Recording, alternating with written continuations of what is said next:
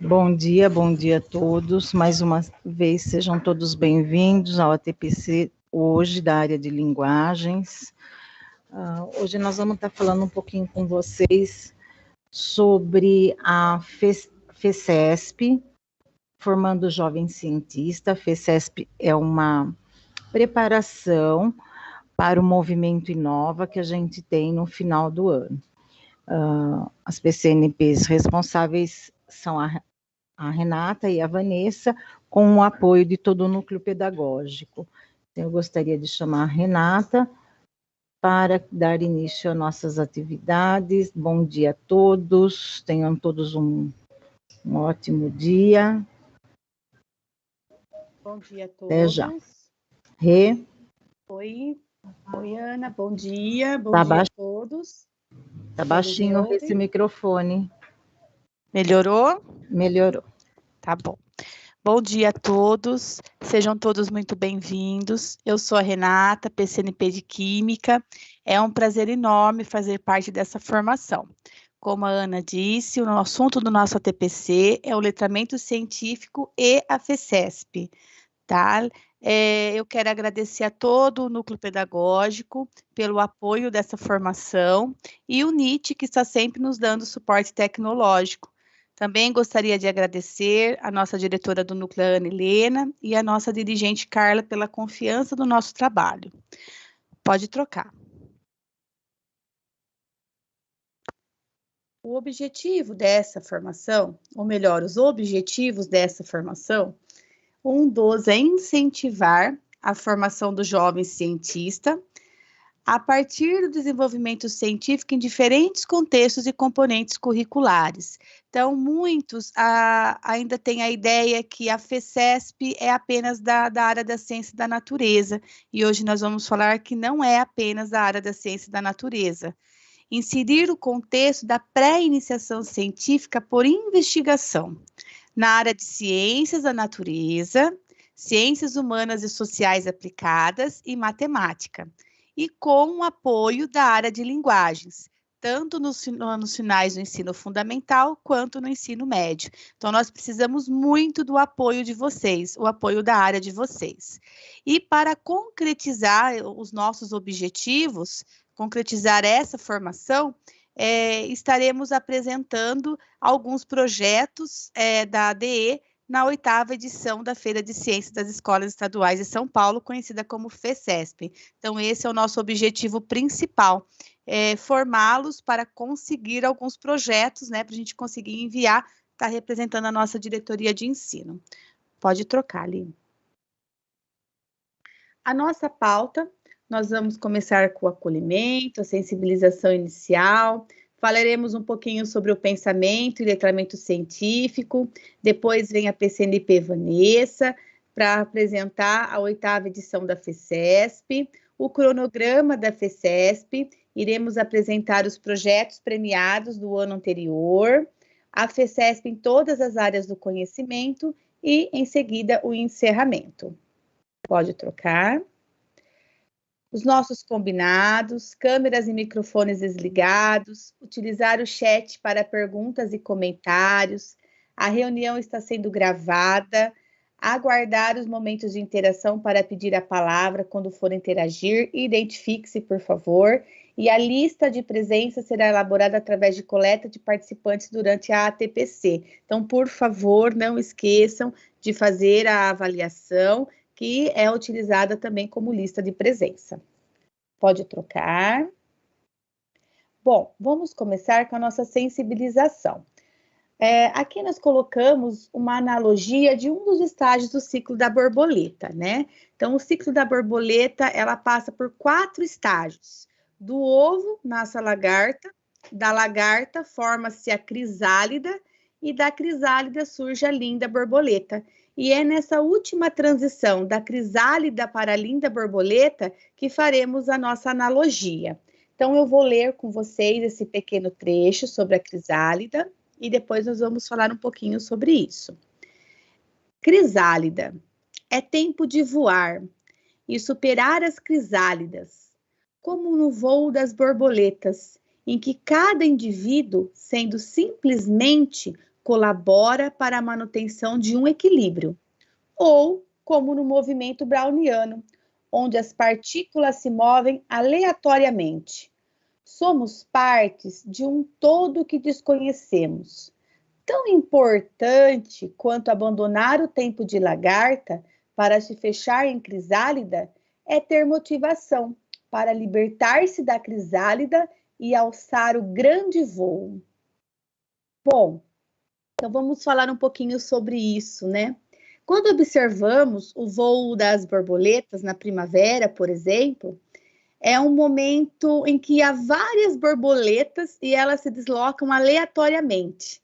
E por isso comparou-se com o movimento browniano, porque o movimento browniano é um movimento aleatório das partículas. Então, por isso essa comparação. Nós, como seres humanos, por sua vez, muitas vezes repetimos esses movimentos dos voos das borboletas, porque o conjunto de indivíduos isolados em si mesmo, que juntos, mas não unidos, nós promovemos a dança da evolução. Talvez nós não demos conta dessa simples complexidade, mas observar o voo das borboletas e assimilar as aparências, podemos usá-las para muitas reflexões. Quantas metamorfoses acontecem na mente durante o amadurecimento de um ser humano adulto? Qual que é o sentido da vida? E por que ainda estamos aqui sem esse entendimento? A solidão contemporânea, o isolamento social que estamos vivendo nesse momento, a ilusão das relações puramente virtuais, a velocidade das horas, contribuem para uma aceleração do start das metamorfoses mentais? Vocês já pararam para pensar isso? É preciso questionar essas interferências do aspecto individualista e solitário da evolução humana na sociedade. Se as distrações proporcionadas pela tecnologia e o materialismo estão dissipando o tempo desse momento de metamorfose mental, ou se essas ferramentas podem colaborar para um salto gigantesco entre a lagarta e a borboleta. Contudo, vamos ter motivação para também nos libertarmos das crisálidas, da nossa crisálida, e alcançar o grande voo. E, além disso, vamos também auxiliar e orientar os nossos alunos, fazendo que eles também consigam se libertar das crisálidas e voem, mas com o norte, para que não se percam no seu voo. Então, essa sensibilização é justamente para isso, para pensarmos como estamos seguindo, qual é o nosso movimento. Por isso, essa analogia da crisálida. Pode trocar ali.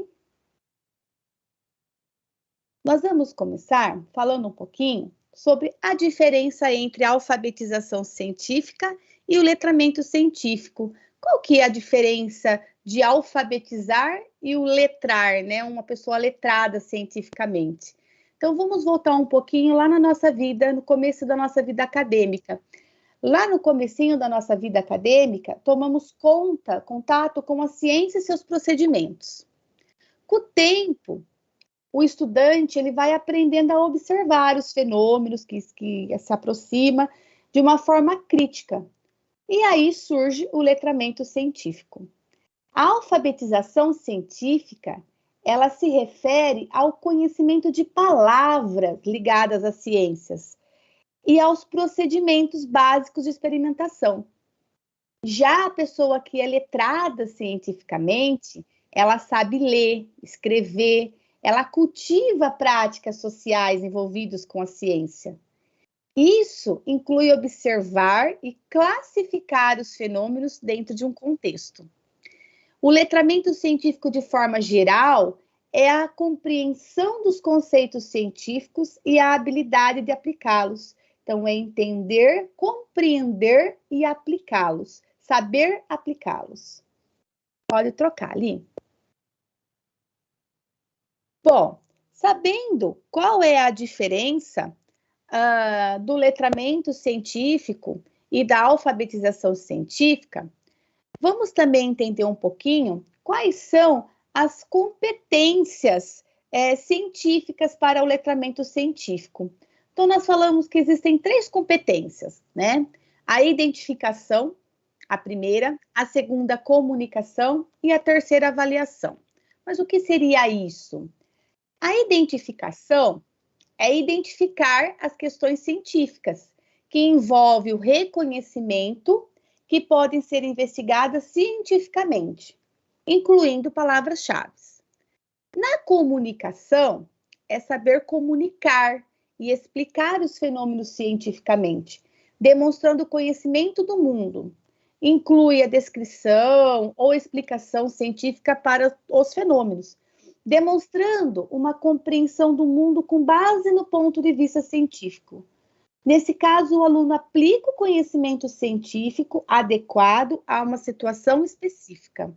Então, ele consegue aplicar esse conhecimento. Mas, para explicar isso, é necessário embasamento. É necessário avaliar. E aí surge a nossa terceira competência, que é a avaliação.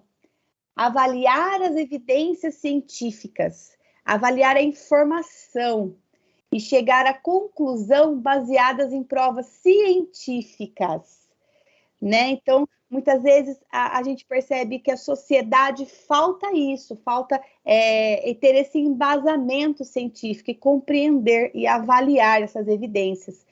Com isso, essas competências mostram que o estudante estende as descobertas científicas como uma evidência que fundamenta uma afirmação. E essas competências podem ser desenvolvidas em vários níveis de letramento. Pode trocar ali.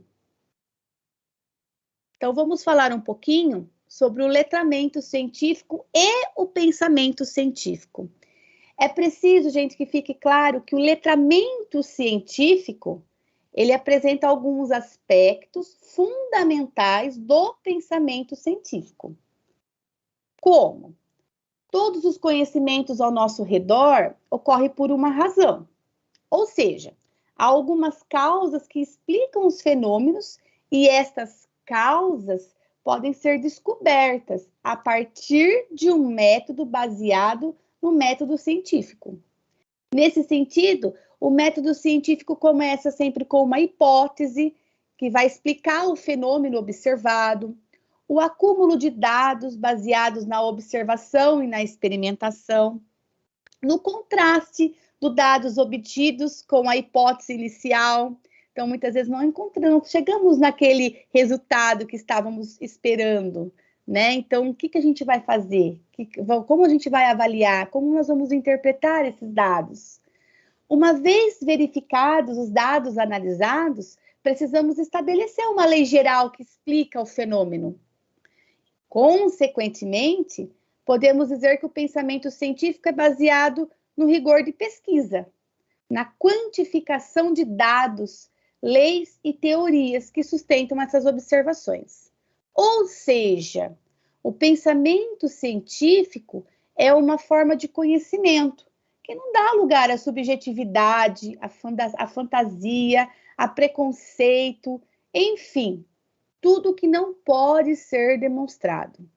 Nesse sentido, todo raciocínio científico, ele é baseado na objetividade, na racionalidade e na sistematicidade. E qual que é a relação do pensamento científico e da vida cotidiana? No cotidiano, nós utilizamos esse pensamento científico? Muito, muito. O pensamento científico ele está muito presente na nossa vida cotidiana, porque nos permite fazer perguntas baseadas na razão e que nos leva a buscar a verdade. Em outras palavras, uma pessoa com uma mentalidade científica quer sempre saber o porquê dos acontecimentos. Quantas vezes a gente brinca que a gente mata o cientista no berço, quando as crianças começam a perguntar, mas por quê? Mas por quê? Aí chega uma hora que a gente brinca assim, porque sim, acabou, né? Então a gente fala, tá matando o cientista no berço. Porque o porquê, fazer a pergunta, o porquê, é o pensamento científico. Em nossa vida diária, devemos incluir essa mentalidade para oferecer uma explicação de tudo o que acontece ao nosso redor.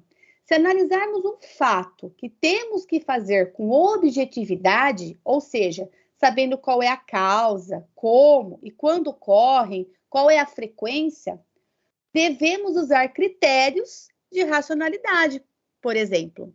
Ou seja, com base nas leis da lógica e nos princípios da razão humana, nós temos, por último, a sistematicidade. O que é sistematicidade?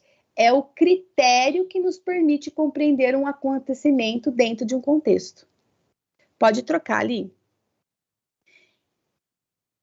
E como desenvolvemos esse pensamento científico dentro da sala de aula? Que é o importante agora, que nós estamos falando dentro da sala de aula. O pensamento científico, ele traz traz à luz práticas próprias da ciência que se valem como abordagens didáticas para o desenvolvimento de diversos componentes curriculares. A investigação é a prática, que traz diversos elementos passíveis de extrapolar a ciência da natureza e para todas as outras áreas do conhecimento.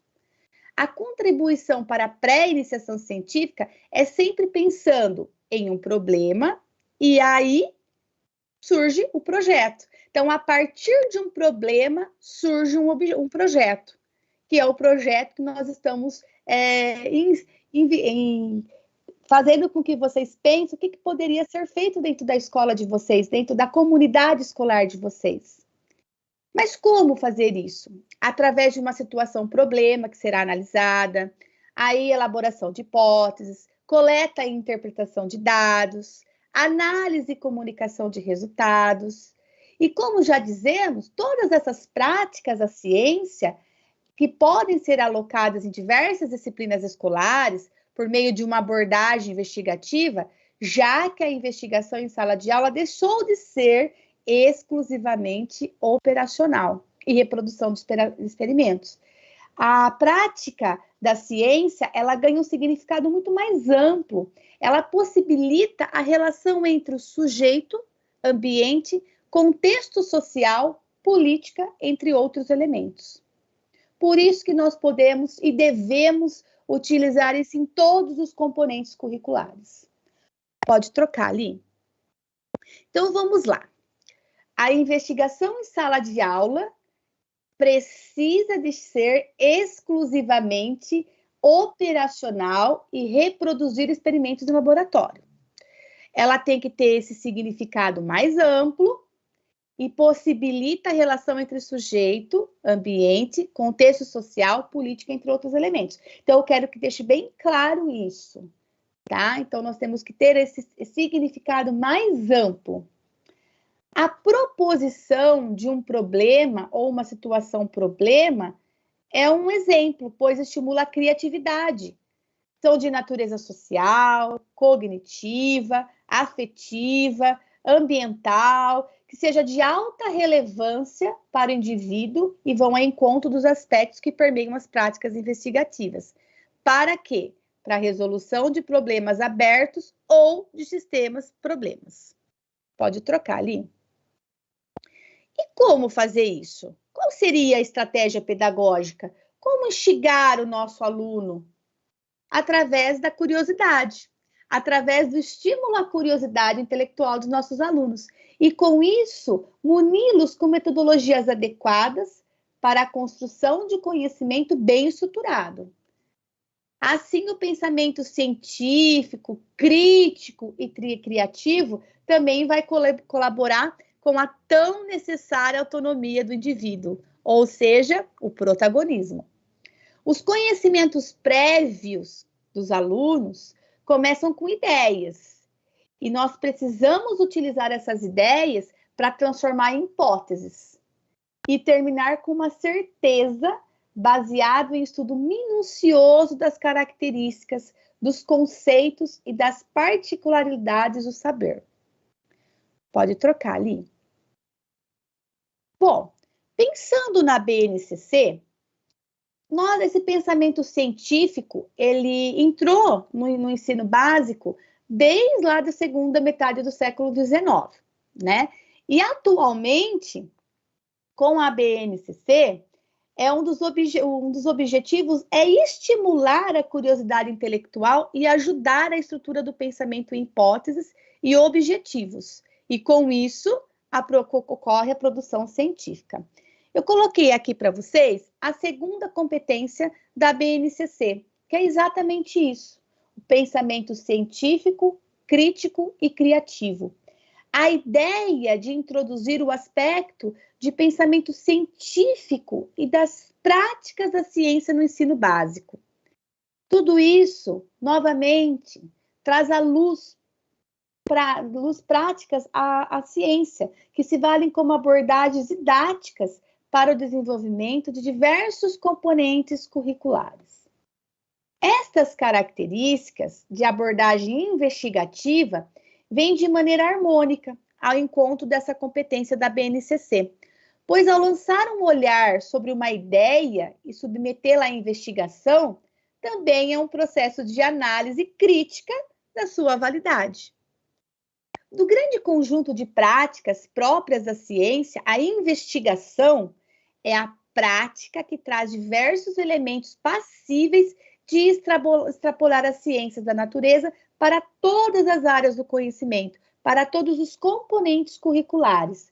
Essa competência não compete única e exclusivamente às disciplinas de ciências do ensino fundamental ou física, química, biologia e matemática do médio. Essa competência tem a possibilidade de se aproximar de uma visão científica que perpassa todas as áreas do conhecimento e está na base dos saberes que fazem parte do processo de aprendizagem de toda e qualquer escola. Pode trocar, Li. Eu vou ler agora um trechinho da redação que está no currículo paulista do Ciências da Natureza, na página 36. E vocês vão perceber que está escrito exatamente tudo isso que eu estou falando. Valorizar a experiência de aprendizagem de cada estudante implica conceber o ensino por meio da investigação. Trata-se de desenvolver as aprendizagens recorrendo aos procedimentos de investigação em todos os anos da educação básica. A investigação pressupõe a observação, a análise de evidências e a elaboração de hipóteses na definição de um problema, a experimentação, a construção de modelos, entre outros processos e métodos. Nesse exercício investigativo, pode ser desenvolvido o pensamento crítico, a criatividade, a responsabilidade, a autonomia, bem como aprofundar as relações interpessoais. O estudante, ele experimenta, pesquisa, levanta hipóteses científicas, testa essas hipóteses, aprende a problematizar, argumentar e olhar criticamente para todos os fenômenos, naturais ou sociais, para si mesmo e para o outro. Então, é um trechinho que está no nosso currículo. Pode trocar ali. Para complementar, eu também vou ler outro trechinho, mas agora esse trechinho está em Ciências Humanas e Sociais Aplicadas do currículo paulista, lá na página 366, que também fala desse pensamento científico, dessa investigação.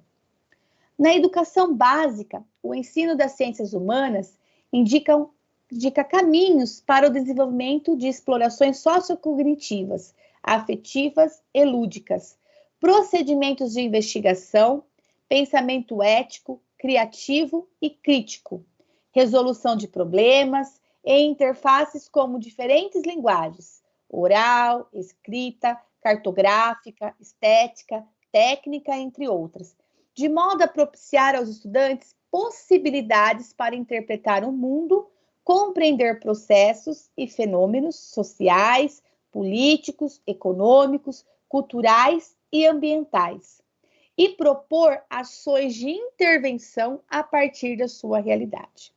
Concluindo, gente, a proposição de um problema ou de uma situação-problema é a porta de entrada para que a investigação ocorra em sala de aula, independente do componente curricular. Estamos numa era de desinformação, com quantidades enormes de notícias que disputam a nossa atenção a todo segundo. e, com isso, o perigo das fake news.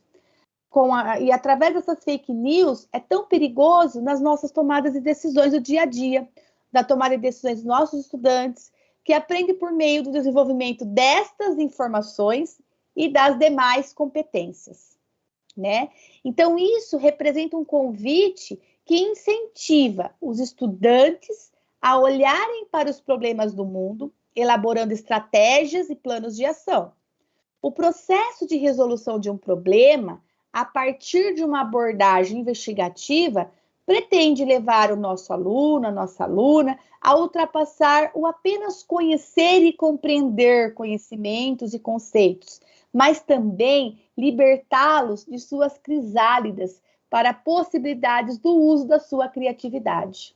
E aí a gente volta lá na nossa sensibilização das nossas crisálidas. Pode trocar ali. Mas vamos supor que nós conseguimos incentivar nosso aluno, foi feito o projeto e deu um erro. E aí? Se o resultado não for o esperado, como encarar esse erro no resultado final? O papel do erro na iniciação científica é uma parte importante na construção do saber. E ele não deve ser tratado de forma excludente, uma vez que pode atuar como fonte rica de informações para a compreensão dos conhecimentos. Lukács afirma que o erro não é uma fonte de castigo, mas um suporte para o crescimento. Podemos lançar um olhar sobre a ideia e submetê-la à investigação. E, através disso, um processo de análise crítica da sua validade. E, com isso, utilizamos o erro como aprendizagem. Pode trocar ali. Bom, para concretizar tudo o que eu disse, para despertar o interesse da formação científica dos nossos alunos, nós vamos conhecer agora a FECESP. Toda a regulamentação da FECESP, o cronograma da FECESP. E agora, para falar isso para vocês, eu vou chamar a minha amiga, a PCNP de Física, Vanessa. Van, passo a palavra. Bom dia, Rê.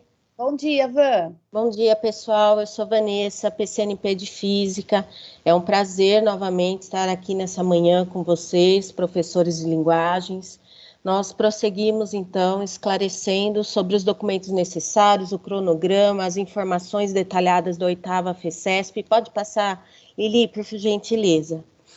A 8ª edição da Feira de Ciências das Escolas Estaduais de São Paulo. Passaremos aí para vocês, são da área de linguagens, e vocês, como a Rê já nos disse, nos auxiliarão em todas as áreas dentro da escola, então precisamos muito do apoio de todos vocês. Os professores e os estudantes são os protagonistas da FECESP, todos têm papéis, responsabilidades bem definidas. O propósito, a meta da feira é estimular e promover a formação de estudantes da rede estadual de ensino no âmbito, então, das áreas ciências da natureza, humanas e sociais aplicadas e matemática, inserindo-os no contexto da pré-iniciação científica. Por gentileza, Ali, pode passar. É uma ação voltada para a formação, a divulgação e a promoção da cultura científica que visa, então,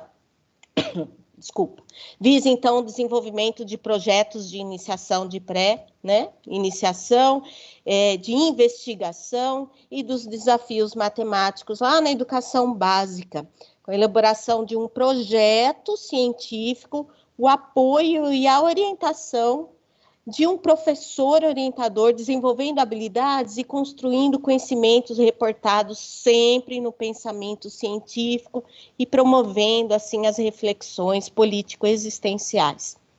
Tudo isso favorecendo a construção de atitudes e valores de tal forma que a ação esteja voltada para o contexto histórico-social no qual a escola e a comunidade do entorno estejam inseridas. Então, nós sabemos que um projeto científico, ele segue todo um processo de desenvolvimento, né? Esse desenvolvimento por etapas. Então, pensemos nesse momento em projetos em andamento. Mas para quem estiver começando agora, ótimo. Vamos desenvolver aí ao longo do ano com todo o apoio de vocês. Pode passar ali. A FECESP fundamenta-se em 3 etapas de processo de aprendizagem, todas previstas no currículo paulista. Quando a gente pensa lá em anos finais e primeira série do ensino médio, e no currículo do Estado de São Paulo, para a segunda e terceira séries. Então, essas etapas são atividades com participação ativa de estudantes, com comprometimento e envolvimento de análise diante da situação problema explorada. Outra etapa do processo de aprendizagem, desenvolver temáticas que dialoguem com o contexto da escola e com a realidade do estudante. E, por fim, observações que não se limitem a experiências demonstrativas ou laboratoriais, mas que envolvam também essa percepção do mundo real, em que a participação e o registro feito por estudantes sejam relevantes. Para todas as categorias, o registro do envolvimento das etapas do processo deve ser feito em um diário de bordo. Neles deverão ser registradas todas as informações. Então, pesquisas, dúvidas, questões, experimentos, grandezas, unidades de medidas, resultados, escalas cronológicas de experimentação e qualquer outra informação importante a respeito da pesquisa. Durante toda a elaboração dos projetos, o estudante ele precisa estar ciente dessa obrigatoriedade da construção do diário de bordo, que será explorado logo mais aí pela PCNP Patrícia. Lembrando, nesse momento que nós estamos vivendo, que o projeto deverá ser desenvolvido de forma remota, com o apoio das tecnologias digitais de comunicação, então cabe aí às escolas, os gestores, professores, o orientador, avaliar esse cenário para o desenvolvimento do projeto, sempre respeitando os protocolos de segurança. Pode passar?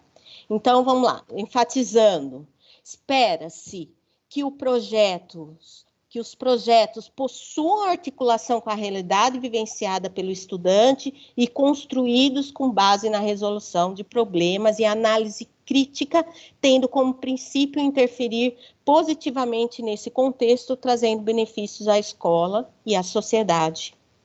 Dessa forma, os projetos favorecem o desenvolvimento de habilidades, construção de atitudes e valores, contribuindo para o exercício da participação social. Veja a importância do projeto. Vamos estimular nossos alunos à pré-iniciação científica. Podem escrever projetos mesmo sem resultados e que se estruturarão aí ao longo do ano e para o próximo ano talvez já tenham alguns resultados. Pode seguir.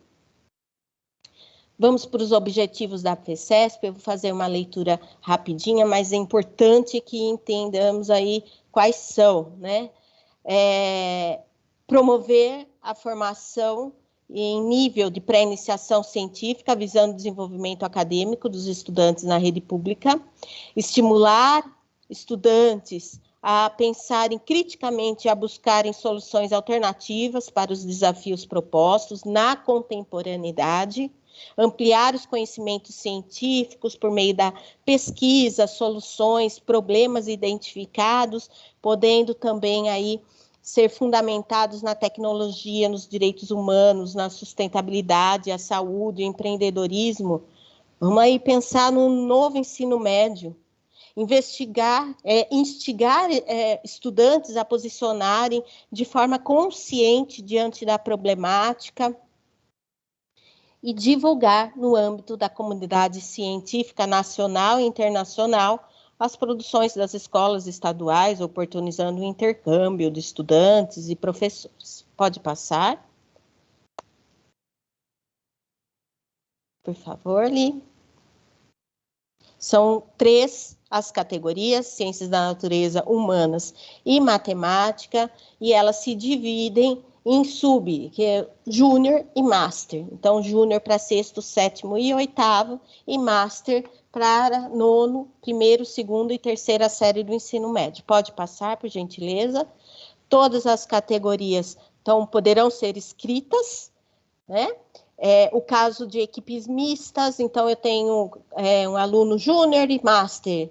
Nós deveremos inscrever na Master. Dentro dessas categorias, haverão vagas exclusivas para os estudantes de educação especial e altas habilidades. Então, observem aí, nós temos 3 vagas para ciências da natureza, 3 humanas, 3 para desafios matemáticos, totalizando 9 vagas. Uma para Master, uma para Júnior e uma em especial para educação especial. Pode passar, Lili? Os projetos desenvolvidos por estudantes da educação especial, alta habilidades, né, superdotação, eles não necessitam possuir uma temática voltada a esse público, e as equipes podem ser compostas por pelo menos um estudante nessa condição. Pode passar. Então, se eu tiver um estudante de aluno especial, eu já posso inscrever o projeto nessa vaga de educação especial. Os números de participantes, ciências da natureza e humana, até 2 estudantes, 1 professor orientador, e desafios matemáticos de 3 a 5, com 1 professor orientador pertencente sempre à unidade escolar. Então, cada projeto é orientado por um professor, mas é possível ter um co-orientador. Então, mais um responsável. Pode passar. As inscrições serão feitas até 3 de setembro, enviar toda essa documentação que está aí, eu estou explicando para as áreas, tudo certinho o que é preciso entregar, tá? Para o núcleo pedagógico, o e-mail do núcleo pedagógico, djauNPE@educação.sp.gov.br, lembrando que nós enviamos para as escolas todo o regulamento da FECESP no dia 14 de junho. Pode passar ali. As escolas, então, enviarão toda aquela documentação e um projeto, né? Um projeto das categorias, e vocês, professores de linguagem, apoiarão nessa construção do projeto. A PCN Patrícia, como já dito, ela ainda explicará para vocês, ainda hoje, tá? Sobre toda essa construção. Então, essa aí é a carinha dos documentos. Pode ir passando, Li, por gentileza. Dos documentos que serão entregues, enviados. Mais uma vez. Mais um. Sim, obrigada. Aí nós temos o modelo básico do projeto. Nesse momento que vocês apoiarão toda a equipe da escola. Então, o que deve conter nesse modelo básico do projeto? Ele será explicado tópico por tópico, um pouquinho aí à frente. Pode passar. A feira, ela conta com 3 fases. A primeira delas da diretoria de ensino, então enviar a documentação até 3 de setembro. A equipe do núcleo fará a seleção dos projetos, usando os critérios descritos no regulamento, e enviar os elegidos à SEDUC. Pode passar.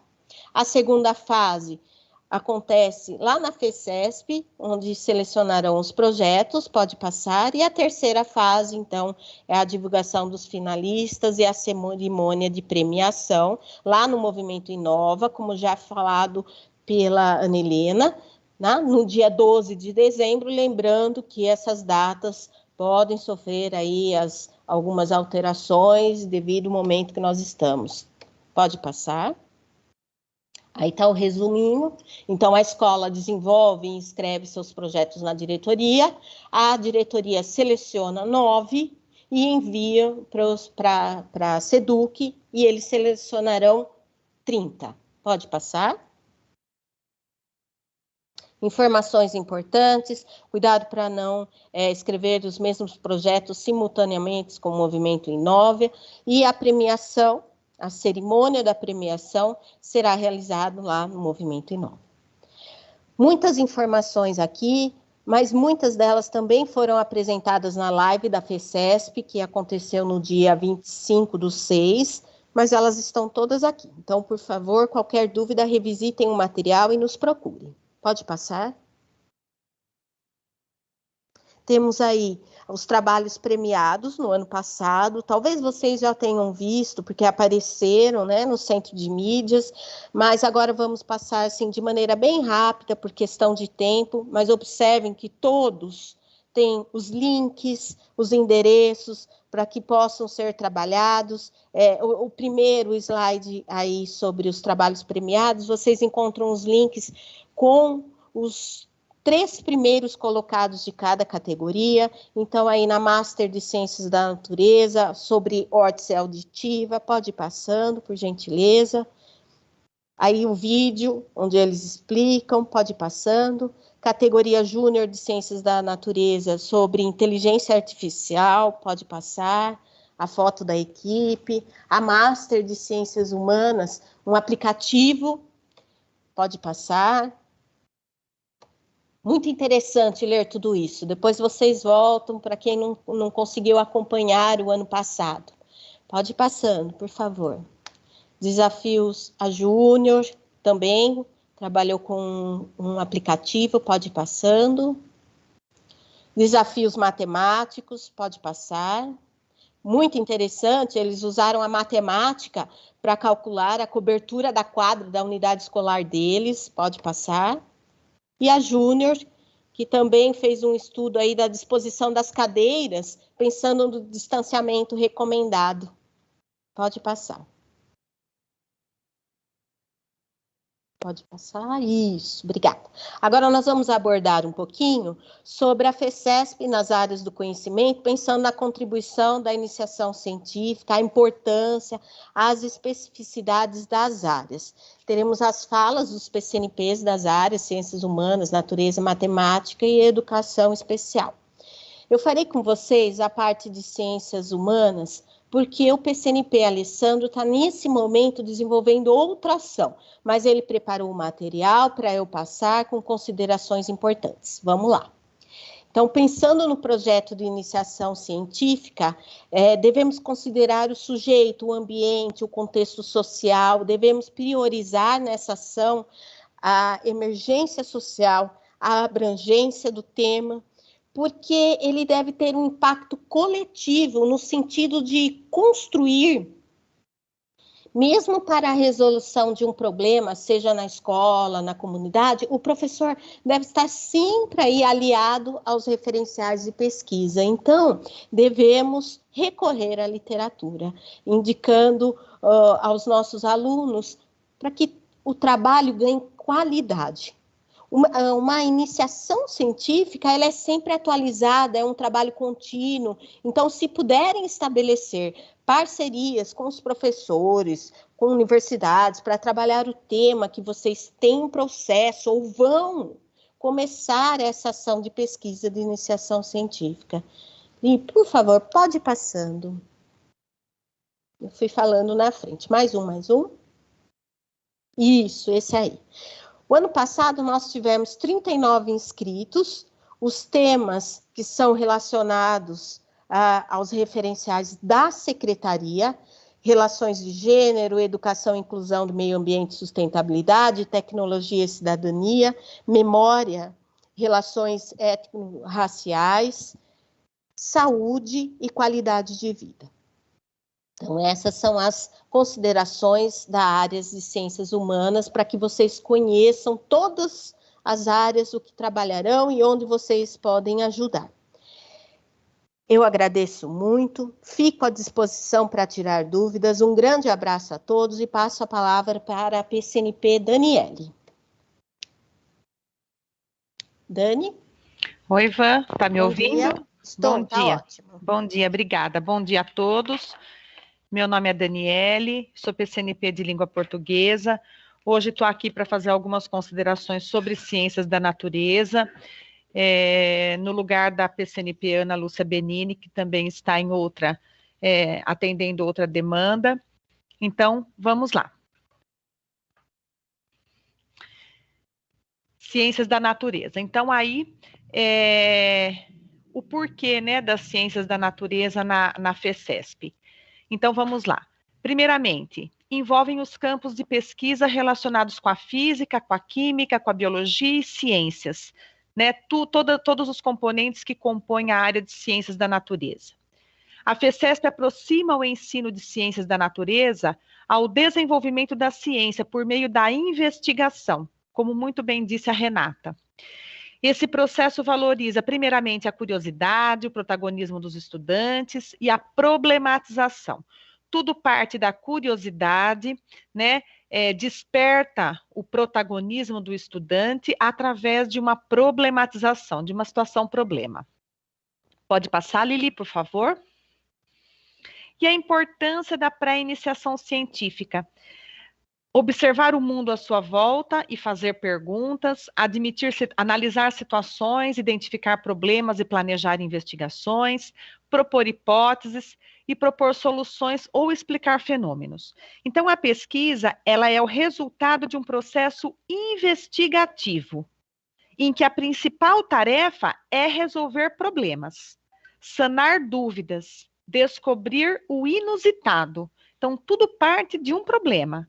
A problematização do ensino permite ao estudante algumas ações: observar, analisar, inferir, diagnosticar, experimentar os fenômenos, deixando de lado aquela visão superficial da ciência, para uma visão mais concreta do saber, porque ele enxerga, né, na resolução dos fenômenos, a aplicabilidade da ciência na vida dele, na vida prática, na vida real. Pode passar, Lili? E os benefícios, então, da pré-iniciação científica? Primeiramente, sem sombra de dúvida, desperta o protagonismo. E aí a gente alia aí, né, essa ação ao novo currículo do ensino médio, ao currículo do ensino fundamental, ao novo ensino médio, onde a centralidade do processo está no estudante, está no protagonismo do estudante. Melhora o rendimento, o engajamento escolar, porque o estudante percebe-se ser pertencente àquela ação, descoberta e criação, e aumenta as chances de ingresso em programas de ensino superior, né, ingresso em programas de iniciação científica, e melhora a preparação para o trabalho com as habilidades, né, e também para o mercado de trabalho.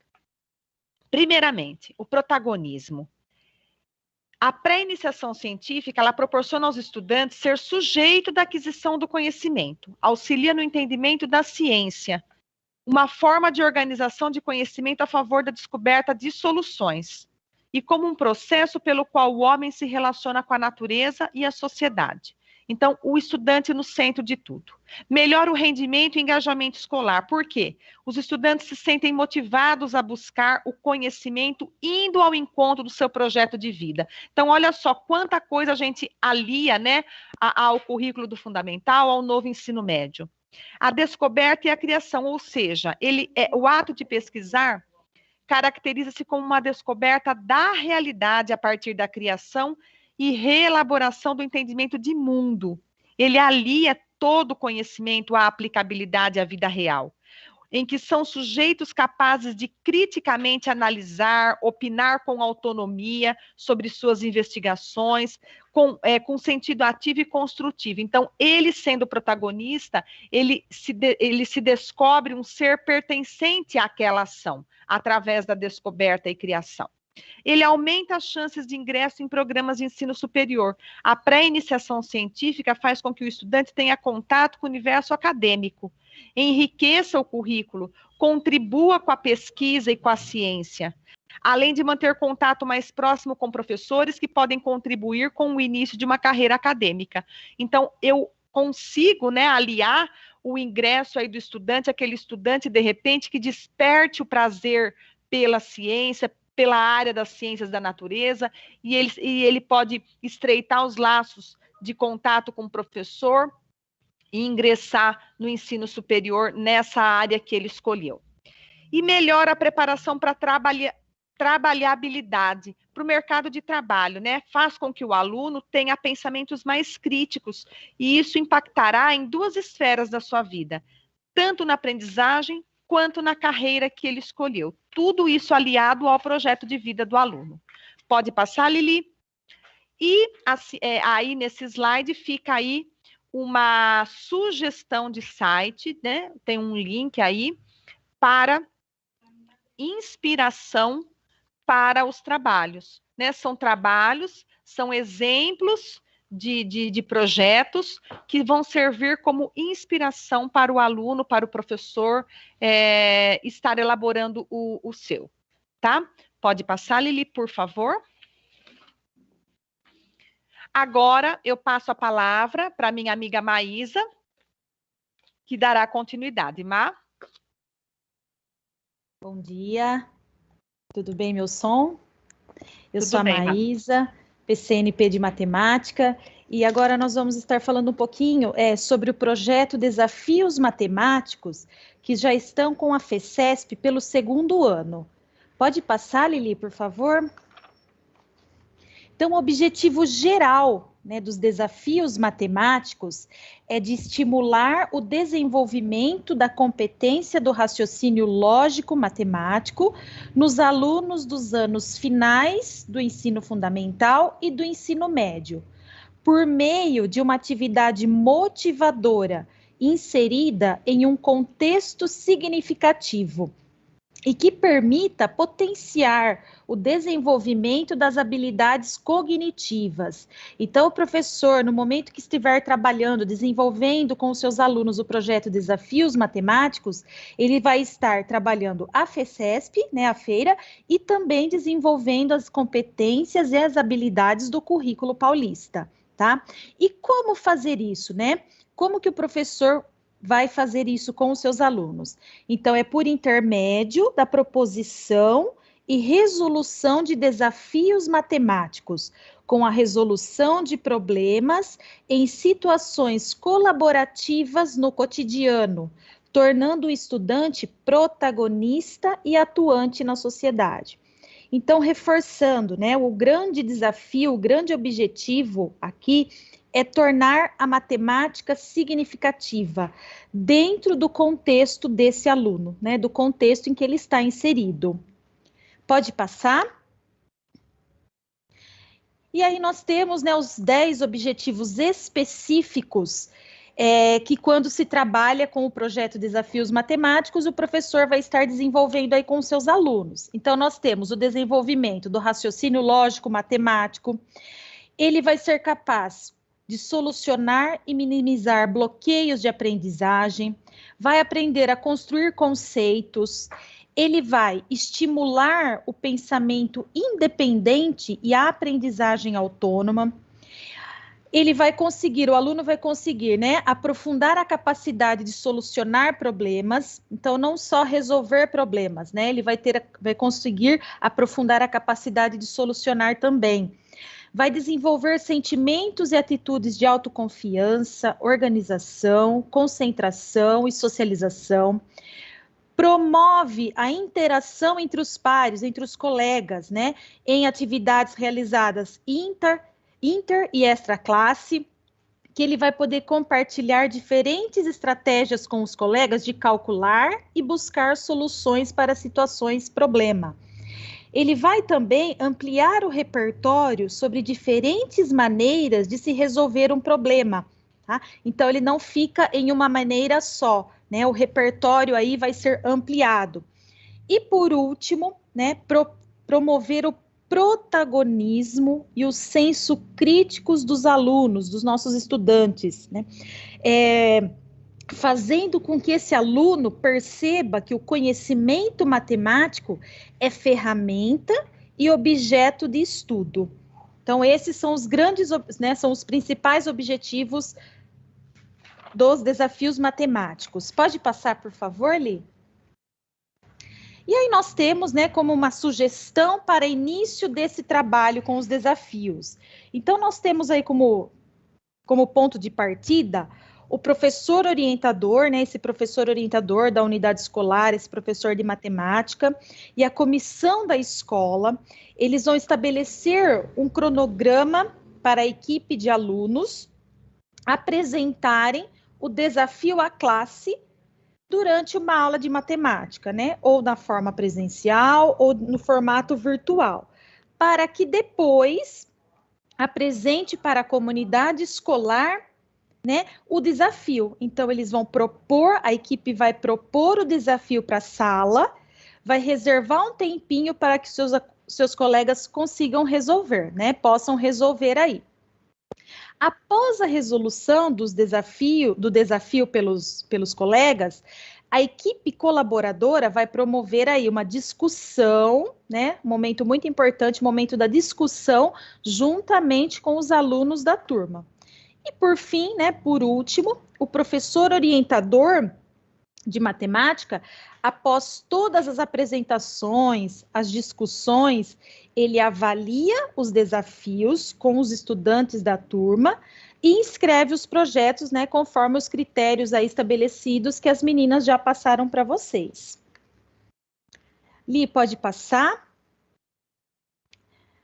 E por último, nós temos aí, né, os aspectos que deverão conter nos desafios matemáticos. Quais são os aspectos? Então, o projeto, ele deverá conter os conceitos matemáticos, ele deve estar coerente com o conceito matemático proposto no desafio e, por fim, constar todas as etapas do pensamento matemático. Tá? Essa é a minha contribuição aqui para a TPC de hoje. Agora eu passo a palavra para a PCNP Ana Lúcia. Olá, o som está bom? Bom dia a todos, espero que todos estejam bem. Eu, Ana Lúcia, como uma das responsáveis pela educação especial, não poderia deixar de falar da importância da participação do aluno, público-alvo da educação especial, na Feira de Ciências. Temos que considerar toda a diversidade existente no contexto educacional. Trazer esse aluno para uma participação efetiva, que pode ser com esse estudante ou também para esse estudante, através de uma necessidade que o aluno, público-alvo da educação especial, possa ter. Trazer esse contexto para a feira, usar um experimento que possa beneficiar o aluno com deficiência. Por que não realizar um experimento para beneficiar esse aluno? Por que não trazer esse aluno para o grupo? A Feira de Ciências, ela é aberta a todos os alunos. E essa cultura inclusiva atende a todos os estudantes, respeitando as suas particularidades e as suas singularidades. Por favor, Lili. Aqui, mais uma vez, nós temos que sempre deixar muito claro quem é esse nosso público-alvo, quais são os estudantes que fazem parte da educação especial. Então, nós temos os estudantes com deficiência auditiva, visual, intelectual, múltipla e visual, os estudantes TEA, transtorno do espectro autista, e os estudantes com altas habilidades e superdotação. A participação desses alunos, gente, é de extrema importância, tanto para eles, proporcionando, assim, uma oportunidade para que eles façam pesquisa, participem das ações em grupos e individual. Para nós, professores, é uma oportunidade que atende a toda essa diversidade e principalmente para os alunos que não têm deficiência, pois vão ter a oportunidade de garantir a participação de seus colegas e aprender com essa diversidade. Nós também, as escolas que têm salas de recursos, né, os professores especializados, eles podem contribuir muito para a participação efetiva desse aluno. Então, por favor, Lili. Quando nós falamos desses trabalhos, né, como esses trabalhos poderão ser escritos, então esses projetos, eles têm que estar relacionados com a realidade vivenciada por esses estudantes, e sempre construídos com base na resolução de problemas, na análise crítica, e tendo como princípio interferir positivamente no contexto, trazendo os benefícios para a escola e para a sociedade.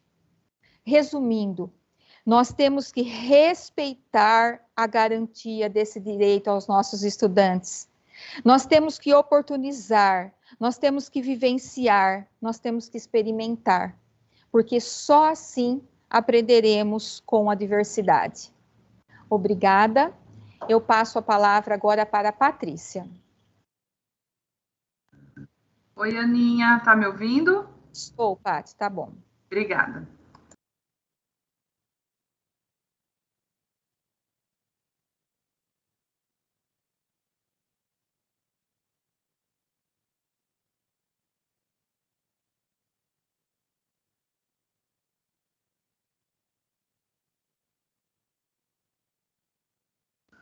Opa, ficou mudo, pessoal? Eu não percebi. Ficou mudo, Paty. Até onde que vocês me ouviram? Só até a sua entrada. Nós não escutamos nada. Você retoma, por gentileza? Sim.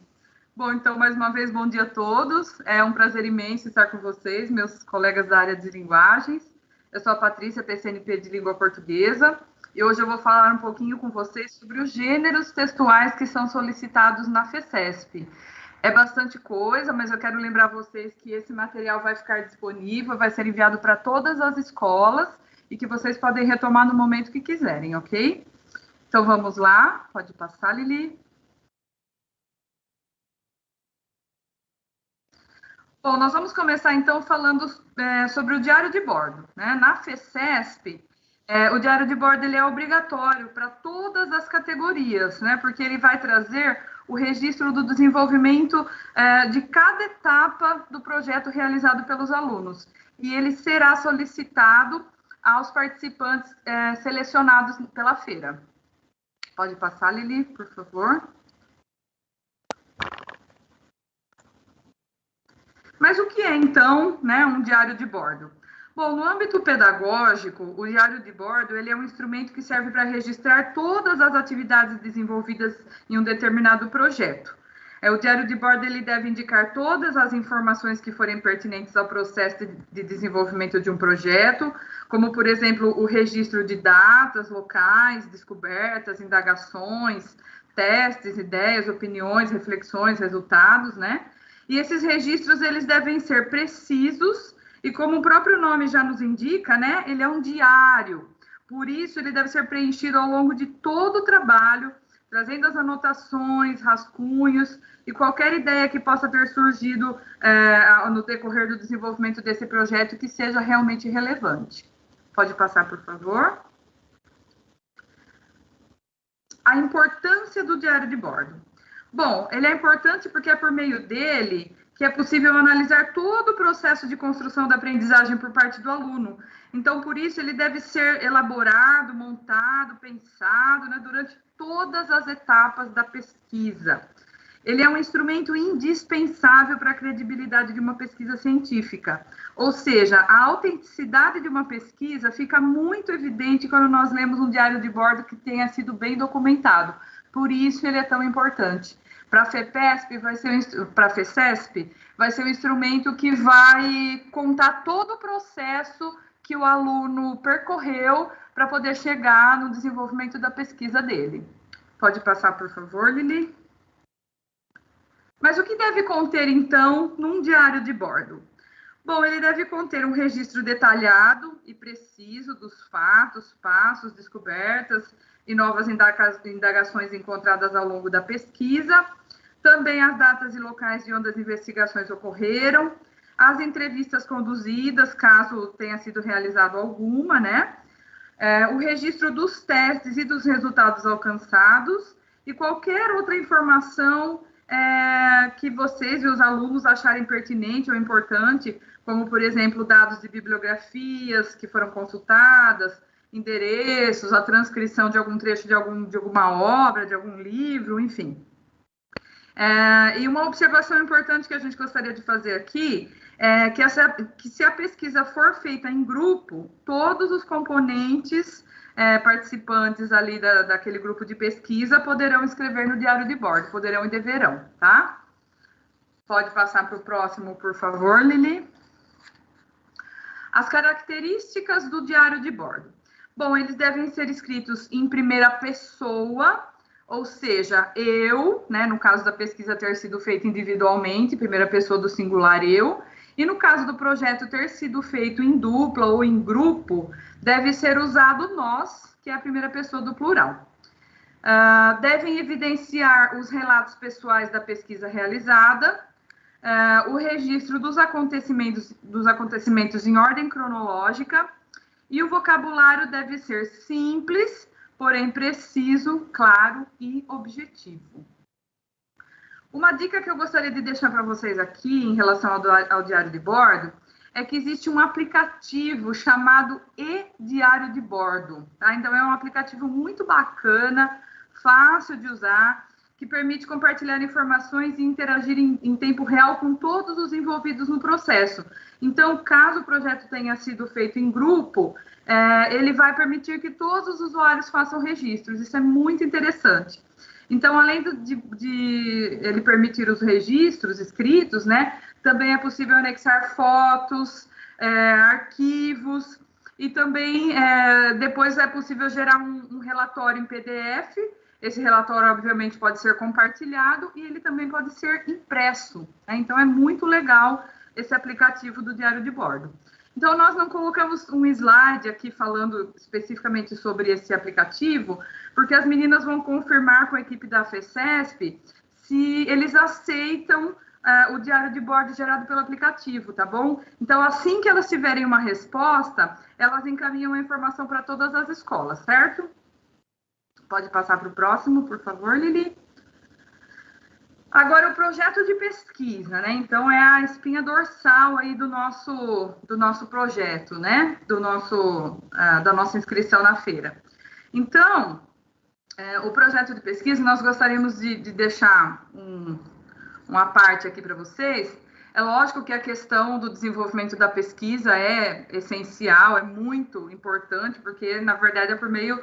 é ela que vai dar corpo ali a tudo que vai ser enviado para a feira. Mas a questão da escrita do projeto é muito importante, pessoal. Se não tiver cuidado com a escrita do projeto, se ela não evidenciar todos os passos percorridos, a gente sabe que esse projeto não chega muito longe. Então, vamos ter uma atenção bastante especial com a questão da escrita do projeto, tá bom? Então, como eu ia dizendo... a FECESP, ela exige que o projeto seja apresentado, né, por meio de um modelo básico de pesquisa, que nós vamos ver agora passo a passo de cada um desses itens que vão compor esse modelo básico de pesquisa. A Vanessa apresentou rapidamente para vocês ali um pouquinho antes, mas nós vamos ver item por item. Então, o que eu queria deixar para vocês aqui, que é muito importante que a gente lembre que o público-alvo da feira são os alunos de 6º ano até a 3ª série do ensino médio, né? Mas nós sabemos que desenvolver um projeto de pesquisa com alunos do 6º ano é muito diferente do que desenvolver com um aluno de 9º ou até de 3ª série do ensino médio. Então, é fundamental considerar essa faixa etária, a proficiência leitora e escritora desses alunos e também os interesses deles, né? Ou seja, o projeto de um 6º ano, com certeza, vai ser muito diferente do que de uma 2ª ou de uma 3ª série do ensino médio, tanto no que se refere à escrita, como também em relação à temática, né? Isso não significa que nós vamos nivelar os nossos alunos menores por baixo, né? Ou que nós vamos apresentar alguma coisa muito simplista, mas nós devemos, sim, estar atentos, né? Esse projeto tem que ser condizente com a maturidade de cada público envolvido. Pode passar, por favor. Bom, então esse é o modelo básico de projeto que é exigido pela FECESP. Esses são os itens que a Vanessa já apresentou para vocês anteriormente, mas como eu disse, nós vamos ver cada um deles em detalhe. Então, nesse panorama geral, inicial, nós já detectamos aqui alguns desses itens bastante importantes para o modelo de plano, mas que eles geralmente geram muitas dúvidas na escrita de um projeto. Então, nós já colocamos aqui alguns elementos que vão ajudar a elucidar um pouquinho esses itens principais. Então, por exemplo, a justificativa, né? Então, nós devemos lembrar que a justificativa é o porquê fazer, né? Por que eu estou fazendo esse projeto de pesquisa? A questão problema é o que fazer, para que fazer, para quem fazer, né? e a metodologia, que é o como fazer. Tá? Então, esses são os itens que geralmente geram maior dúvida na hora de uma escrita de um projeto. Tá? Então, nós vamos ver cada um deles agora. Pode passar para o próximo, Lili, por favor. Então, ainda falando dessas questões que estão ligadas a alguns desses itens aí do projeto, nós vamos falar um pouquinho desse porquê, né, que, como nós vimos, ele está ligado à justificativa. Então, nós podemos aí levantar algumas questões que são ligadas a ele, né, a esse porquê da justificativa, que vão facilitar bastante aí na elaboração dela. Então, por exemplo, alguns questionamentos que nós podemos considerar na hora de escrever essa justificativa aí, pensando nesse porquê. Vai gerar um novo conhecimento? Vai ser útil para a sociedade? Vai agregar algo novo já existente? É uma inovação? Tá? Então, são alguns questionamentos que vão ajudar nessa condução da escrita da justificativa. Pode passar para o próximo, por favor, Lili.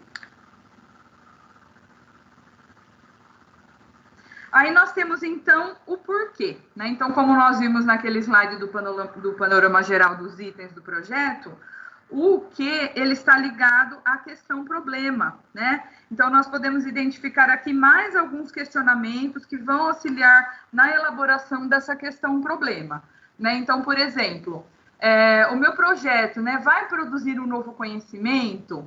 Ele vai desenvolver um novo método, uma nova tecnologia, um novo produto, um novo processo?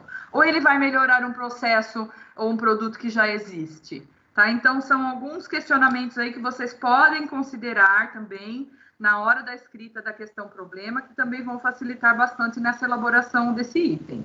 Pode passar, por favor, Li.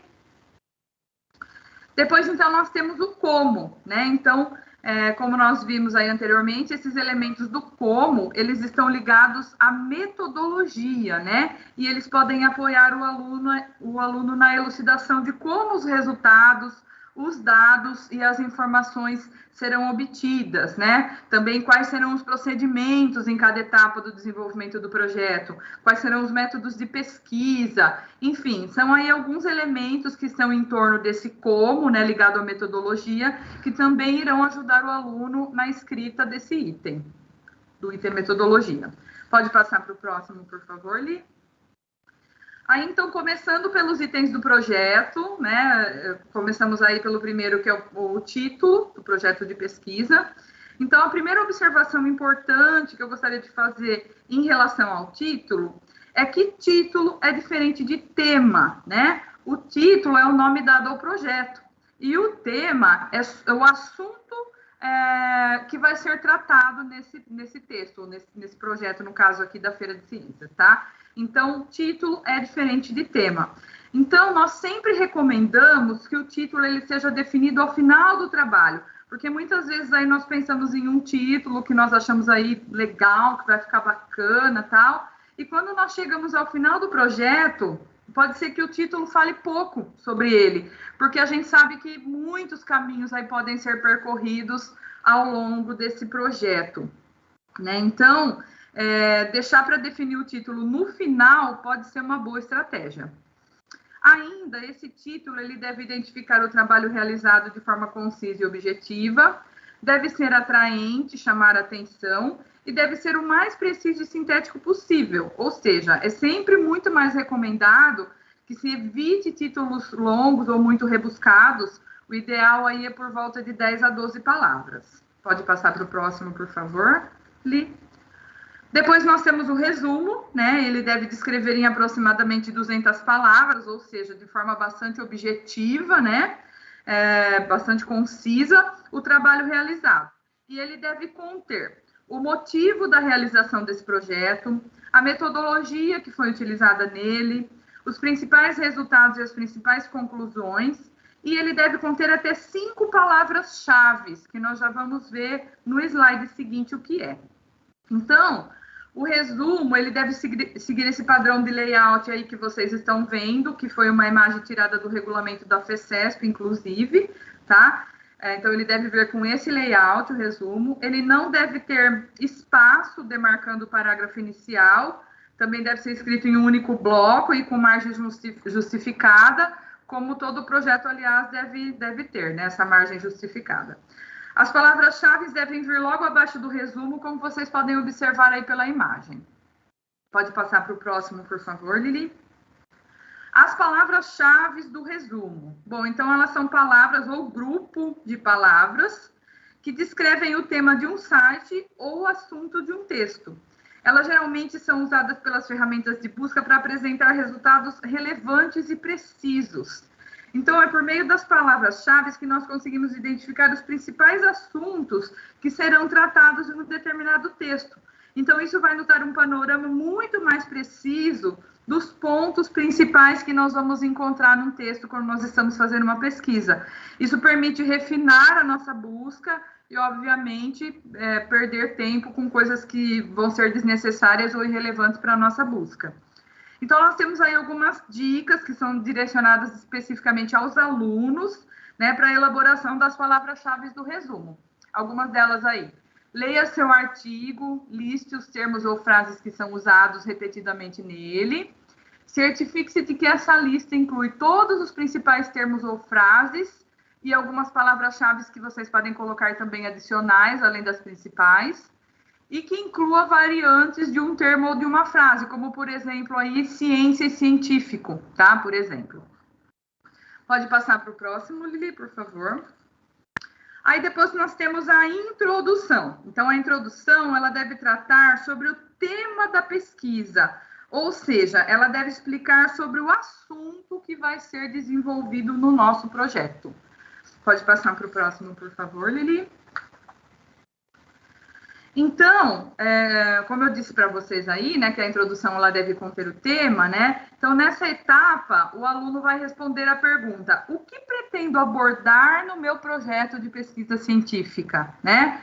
Então, essa introdução vai trazer o tema, né? Então, nós lembramos aí que na FECESP, a temática central deve ser necessariamente ligada às áreas de conhecimento de ciências da natureza, ciências humanas e sociais aplicadas ou matemática, e também pode, inclusive, se estender para ações sociais e de empreendedorismo, certo?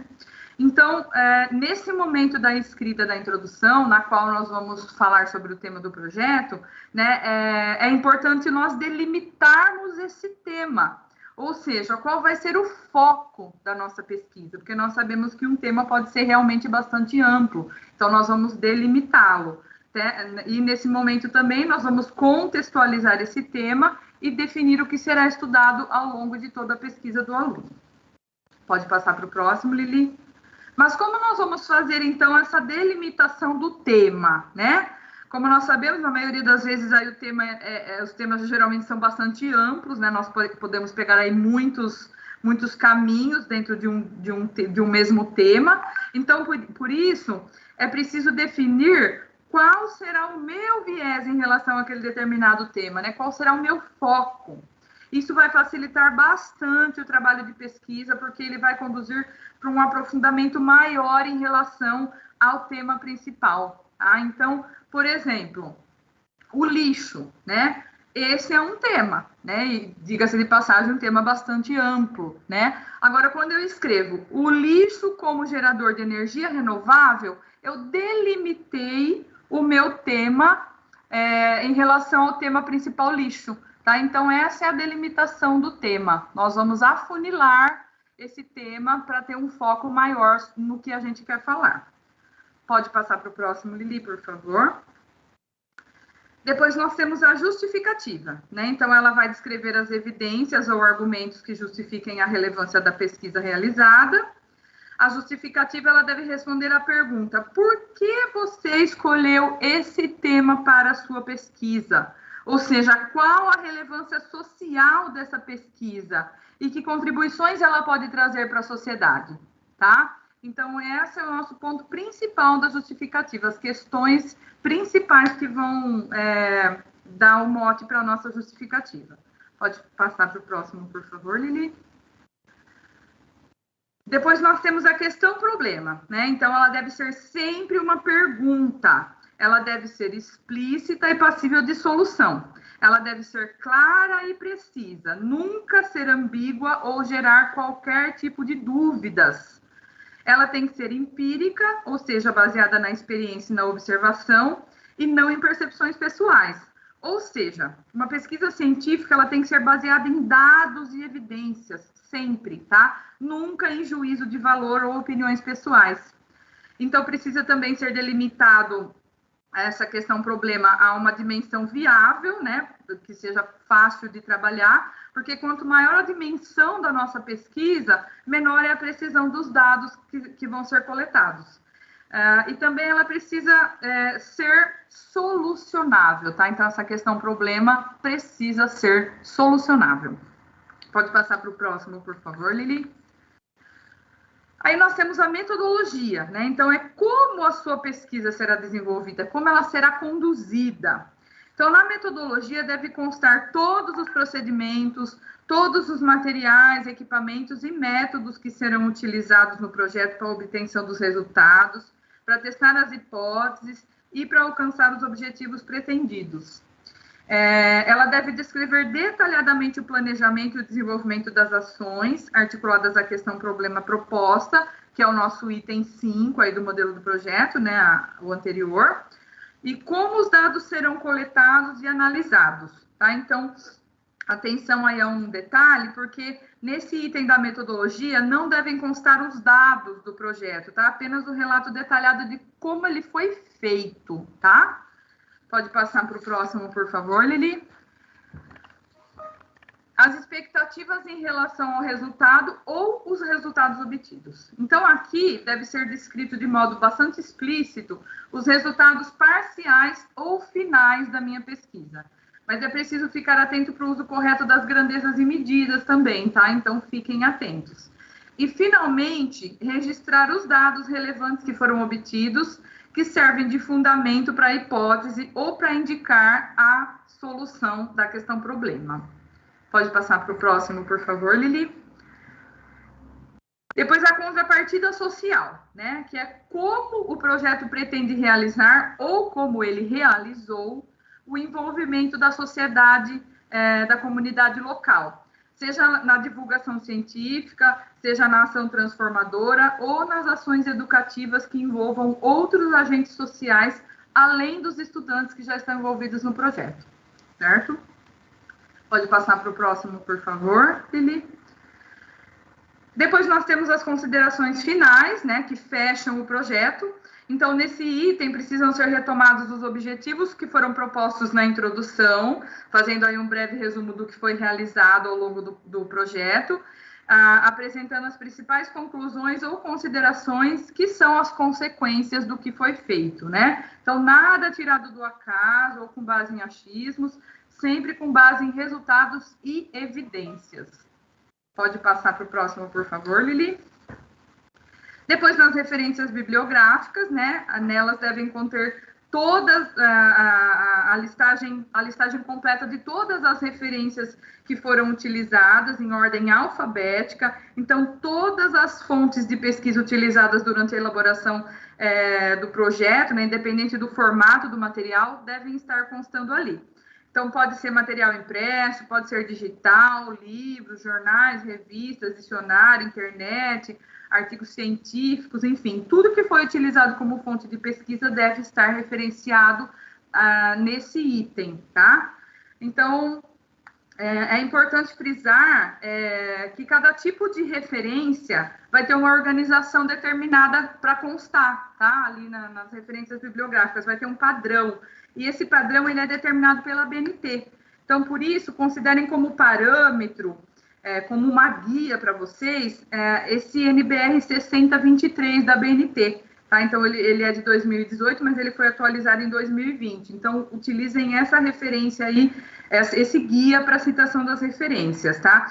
Então, não é muito fácil de vocês acharem a atualização que foi feita em 2020 aí na internet. Vocês só vão achar em sites pagos, né? A referência de 2018 é fácil vocês acharem, mas a de 2020 nem tanto. Então, por isso eu coloquei aí um link que vocês vão encontrar nesse link aí os principais pontos da atualização de 2020, tá? De 2018 já é mais fácil encontrar na internet. Peguem a de 2018 e atualizem com essa de 2020. Pode passar para o próximo, por favor, Lili. Então, aí algumas fontes de pesquisa, nós temos alguns exemplos de fontes, né, livros, sites, artigos encontrados na internet, revistas científicas, dentre outras possibilidades. Pode passar, Lili, todas devem ser referenciadas, pode passar. Daí nós temos, então, a iconografia, né, que são os anexos. Então, aqui, se houver, né? Então, nesse item, devem conter, por exemplo, as imagens, como fotografias, ilustrações, também os gráficos e tabelas, né? Lembrando que as figuras devem ter legendas e os gráficos e tabelas devem ter título e legenda. Aqui também, se for atribuído algum crédito a essas imagens, precisam constar a fonte de onde vocês fizeram, né? De onde vocês tiraram essas imagens, que também precisa ser referenciado. Pode passar para o próximo, Lili. Aí uma dica importante, né? Evitem gerundismos, né? Os famosos vou estar fazendo, vou estar utilizando, vou estar testando.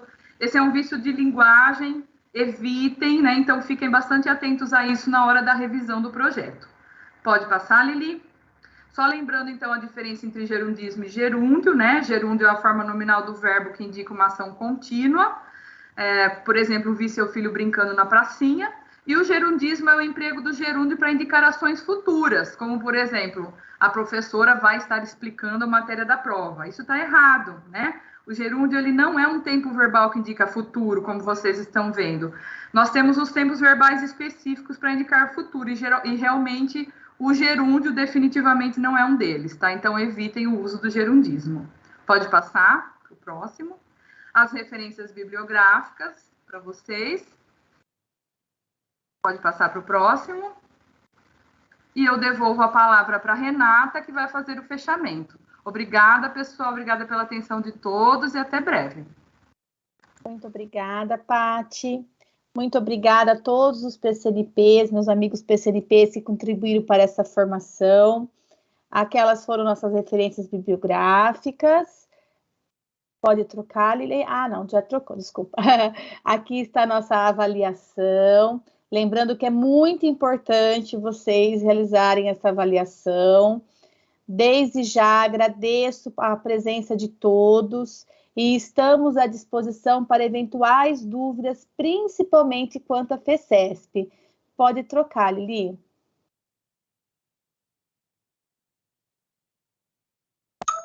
Para fazer o encerramento, eu vou ler um trechinho, uma mensagem da Marie Curie, a nossa grande cientista.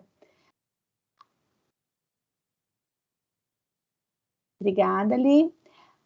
A humanidade certamente necessita de momentos de homens práticos, que obtêm o máximo de seu trabalho e, sem esquecer o bem geral, resguardam seus próprios interesses.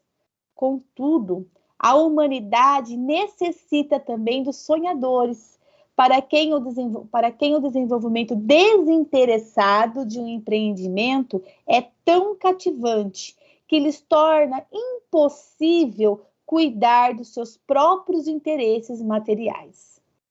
Bom, pessoal, mais uma vez, muito obrigada pela presença.